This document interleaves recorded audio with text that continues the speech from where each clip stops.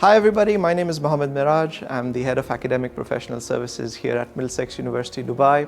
And I'm really very excited to report that the first program that we've done for 2023 with the KFI Global organization and the fantastic presenters we've had, sponsored by Dubai Islamic Bank, has come to a tremendous success.